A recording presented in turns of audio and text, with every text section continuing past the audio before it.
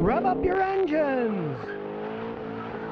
Some guy says, Scotty, how dangerous is it to fart in a smart car? Well, it depends. They're so small, usually there's only one person in it, so you don't care. They always say a man doesn't mind the smell of his own fart, so you're not really going to care. But if there's somebody else in the car with you, they're not going to like it because they're very, very tiny inside. And you might want to watch my video, why it's dumb to buy a smart car. In the United States, it's kind of a dumb thing to do. In Europe, where they have tiny little parking spaces and they don't drive that much, they're okay. And they sold a few of them there. But I mean, the last year that they sold smart cars in the United States, I think they sold like 1,600 of them.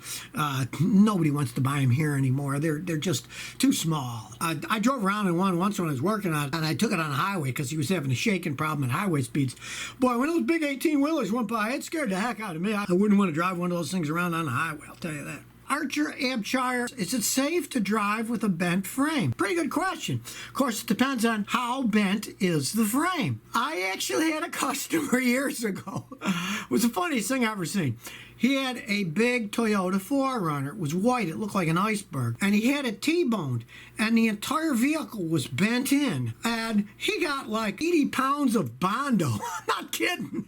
And he covered up the big cracky parts, but you could still tell the whole thing was almost bent in half. But it wasn't bent enough to make the wheels track wrong. So it still went straight down the road, even though you were driving this 4Runner that looked like somebody bent it in half. The tires were still going straight. So if you find it still tracks good down the road and the frame doesn't have a thing where it's actually cracking in half and you can see that it's going to split wide open, but most vehicles these days have unibodies anyway, so the whole vehicle is basically the frame. If the tires still track good forwards, you can often drive them a long time. Like I said, that guy's still driving that thing 5 years later. It was an embarrassment to look at, but it still worked. Sean Mark Jamina says, Scotty, what are your thoughts on the 1991 MX-5?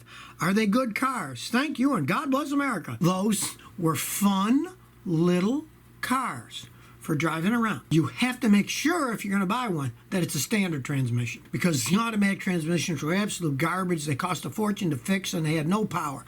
But the standard transmissions were very fun cars to drive around in. They didn't have hardly any problems at all. If you find a good one, it's the 91. Hey, I've seen people buy those things for $1,500, $2,000 and drive them for years and years and years and years.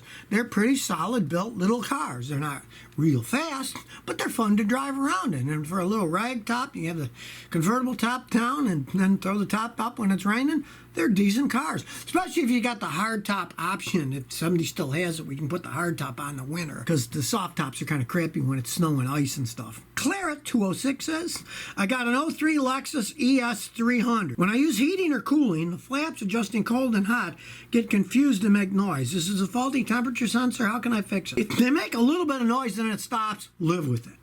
Because that's a 16-year-old Lexus. They're well-built cars. There's no arguing that. They're really well made. The main problem is, as they age, they can be very complex to fix when stuff like that breaks. The only way anybody can even work on that thing, they have to have a dealer-level scan tool to analyze the HVAC system. HVAC stands for heating, ventilation, and air conditioning. It's all tied in together, and it's all run by computers. So if you get little wacky noises, but then they go away, my advice, live with it.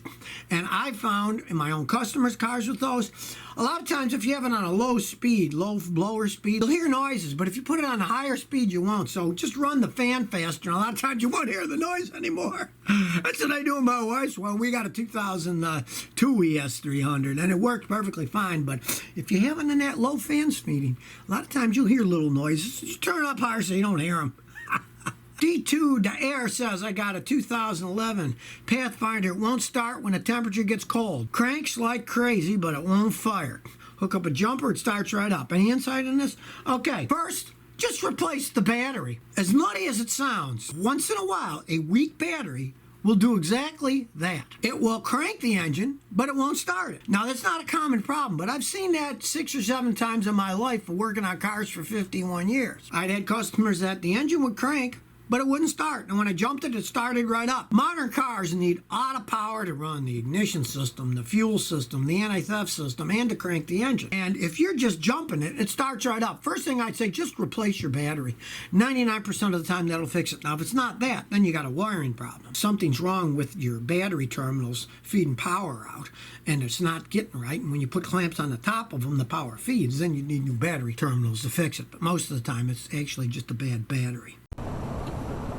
So if you never want to miss another one of my new car repair videos, remember to ring that bell.